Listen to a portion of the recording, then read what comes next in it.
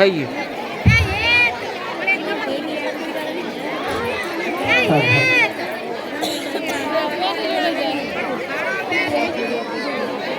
મારું નામ રાવણ નૈના જીવાભાઈ છે. હું ધોરણ 7 માં અભ્યાસ કરું છું.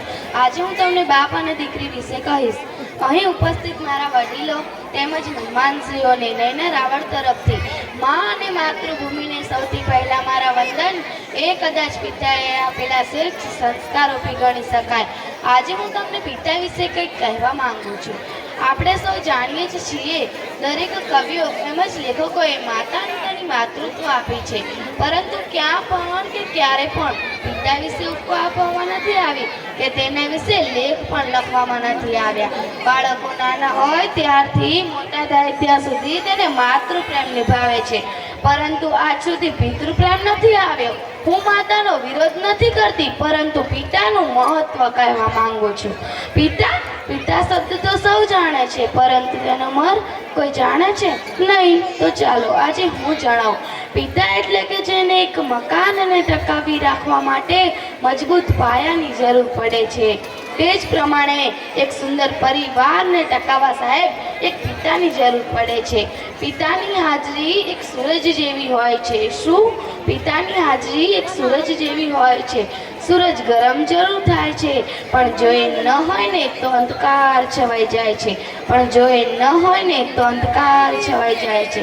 એક એવી કહેવત છે સાહેબ કે ઘોડે ચડતો બાપ મળજે પણ આ વ્યક્તિ ના મળતી. ફક્ત હું તમને એટલું જ કહેવા માંગુ છું કે તમે એકવાર એ બાળક પાસે જાણી તો જોજો કે જે બાળકે પોતાના પિતાને ગુમાવ્યા છે તેના પિતાનો પ્રેમ નથી મળ્યો. એ બાળકને એકવાર પૂછી તો જોજો કે જીવનમાં પિતાનું મૂલ્ય શું હોય છે. એક વાત છે સાહેબ, જ્યારે તું નાનો હતો, પાપા પગલી ભરતો હતો, હાલતો ચાલતો પડી જતો, ત્યારે મનમાં એક જ વિચાર આવતો કે પપ્પા છે ને. જ્યારે તું સ્કૂલે જતો, છોડવા આવેલા પપ્પાને પાછો વળી ટાટા કહેતો, ત્યારે મનમાં એક જ વિચાર આવતો કે પપ્પા છે ને. જ્યારે તું કોલેજ જતો, મોજ મસ્તી કરતો, કોઈ મૂંઝવણ અનુભવ થતો, ત્યારે મનમાં એક જ વિચાર આવતો કે પપ્પા છે ને. પણ તારા લગ્ન બાદ તારી પત્નીના કહેવાથી તારા પપ્પાને વૃદ્ધાશ્રમમાં મૂકતા તને એ વિચાર ના આવ્યો કે પપ્પા છે ને. બસ અહીં બેઠેલને તમને મારી એક જ વિનંતી કે તમે તમારા માતા પિતાને કદી વૃદ્ધાશ્રમમાં ના મૂકતા, કેમ કે એ છે ને ત્યારે જ તમે છો. તેના વગર તમારું કંઈ અસ્તિત્વ જ નથી.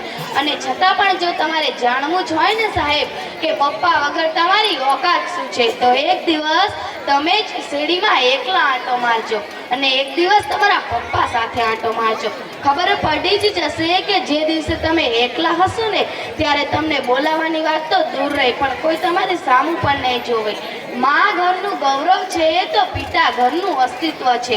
મા પાસે અશ્રુની ધારા છે તો પિતા પાસે સંયમ હોય છે. બે સમયના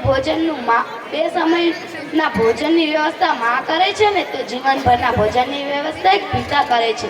ક્યારે આપણે પડી જઈએ કે ઠોકર લાગે ને તો આપણા મોંમાંથી ઓ માં એવું નીકળે છે, પરંતુ રસ્તો પાર કરતા ટ્રક પાસે આવીને બ્રેક મારે ને તો આપણા મોંમાંથી ઓ બાપ રે એવું નીકળે છે.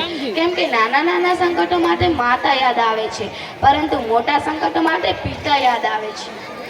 પિતા એક એવી વ્યક્તિ હોય છે કે જેના પરસાયામાં દીકરી રાજ કરે છે. બાપે હસ્તી હોય છે સાહેબ કે જે એના પગથાથી જ દીકરીને પ્રેમ હોય છે. જો માં એક એવી બેંક હોય જ્યાં તમે તમારા બધા જ દુઃખ બતાવી શકતા હોય, તો હું કહું છું કે પિતા એક એવું ક્રેડિટ કાર્ડ છે જ્યાં બેલેન્સ ના હોય છતાં પણ તમને ખુશીઓ મળે છે. અરે હું પિતા વિશે કહું એટલું ઓછું છે, તેની માટે તો મારે શબ્દ ઘટે, પરંતુ મર્યાદા ધ્યાનમાં રાખીને છેલ્લી પંક્તિ કહીને હું મારી વાણીને વિરામ આપું છું કે તક ઘણો હતો ચહેરા પર અનહદ પરિશ્રમ કરતા જોયા છે. તક ઘણો હતો ચહેરા પર અનહદ પરિશ્રમ કરતા જોયા છે. ઊંઘ હતી આંખમાં છતાં ચિંતામાં જાગતા જોયા છે. તકલીફ હતી ચારે બાજુથી છતાં એકલા હાથે લડતા જોયા છે. પિતા સ્વરૂપે મેં સર્જનહારને જોયા છે. નૈનાને જોરદાર તાળીઓ.